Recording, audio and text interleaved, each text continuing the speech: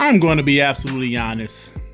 When it comes to this console war, review bombing games is not new. It's been going on for years. Xbox guys will review bomb a PlayStation game. PlayStation guys will review bomb an Xbox game. Hell, last year, PlayStation guys even review bombed The Last of Us 2 because they didn't like some things in the story. Look at this piece of shit right here, PS Gamer 84. He review bombed Flight Simulator, the most boring flight simulator of all time. And then he review bombed Psychonauts 2. The game is developed from a Microsoft studio. Do you see this piece of shit? And look, the guy even admitted it. He said it's his opinion, even though he never played those games. What a grade A piece of shit. But I don't want to talk about games being review bombed. I want to talk about PlayStation fanboys review bombing a damn mini fridge. Yes, Xbox announced that this Xbox Series X mini fridge will be up for pre-order yesterday. And in the States, it was up at Target. Now look at this shit here. Do you guys see the 1 star? It's it's taking up the majority of the reviews. These guys are review bombing a refrigerator just because it's an Xbox refrigerator. Is this what we're doing now, PlayStation fans? Nobody knows what the hell the refrigerator is. It's a damn refrigerator. Why are we review bombing a refrigerator? Listen, man, I understand the console war is about talking shit, but a refrigerator?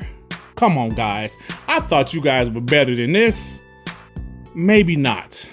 Maybe you guys are all like PS Gamer 84, a certified piece of dog shit. This is ridiculous, man. How can you guys review bomb a refrigerator? This isn't an Xbox game studio title. It's a mini refrigerator. PlayStation fans, maybe you should get one. Maybe you should put the Xbox mini refrigerator next to your PS5. Put some water in there, some beer, some baby milk, bitches. I'm just saying, man, this is crazy. You guys are here the all-time low with this one. Review bombing a refrigerator. I'll be damned. Oh man, so something else I wanted to talk about. PhilSpencer did an interview a couple of days ago where he talked about VR.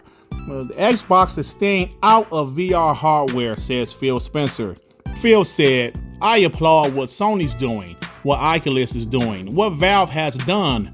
We're going to stay as a company right now in the consumer space, focus on software, and I think that's a good bet. When Phil says, I think that's a good bet, do you know what that means to me? Do you know what's my translation of him said, I think that's a good bet? Nobody gives a shit about VR.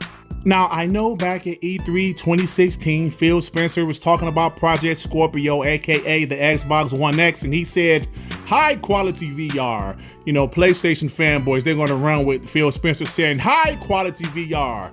And they're going to say PhilSpencer is a liar. He lied about having VR, but they're going to say that Jim Ryan didn't lie about We Believe in Generations. Now, to be honest, I think maybe they were interested in VR initially. It was before the PlayStation VR dropped, and afterwards they saw that VR really hasn't taken off. So they said, what the hell with VR? And you see they're still not going to do VR. But PlayStation is doing PSVR 2, but Xbox has decided against it.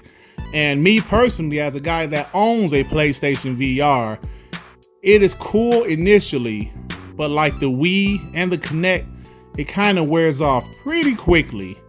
There was a good game I played on the PSVR called Blood and Truth, and that game was pretty dope, but I just don't play the damn thing. So, if Xbox decides not to do it, they don't want to do it. And like I said, as a person that owns a VR system, I just don't give a shit about VR. It was cool for a few weeks though. But Phil also said that they're not done acquiring studios. He said, there's no quota where I have to go acquire studios by a certain time. But if we find a studio where we have a good fit, and if we feel we can both get better together, absolutely. So we've been talking about these studios the last few months. They're going to acquire Take-Two. They're going to acquire Square Enix. You know, I don't know who they're going to acquire, but you heard it from the horse's mouth. They're not done. They're going to acquire someone else, and I can't wait for that day. But right now, I just want them to focus on the developers they do have and make these games quality. That's what I'm waiting for. They have so many studios doing content, and I think that's amazing. And that's what I'm really hyped for, the future of Xbox. But last but not least, Game Pass. Let's talk about Game Pass. Yes, my favorite service in the world. Game Pass subscriber count grew 37.48% for the fiscal year ending June 30th, 2021. This misses Microsoft's target of 47.79%. It should be noted the target was set before Halo Infinite was delayed. So, Xbox Game Pass subscriber count grew 37%, but Xbox had a target of 47%, and they missed that target. But like the guy said, this was before Halo Infinite was delayed.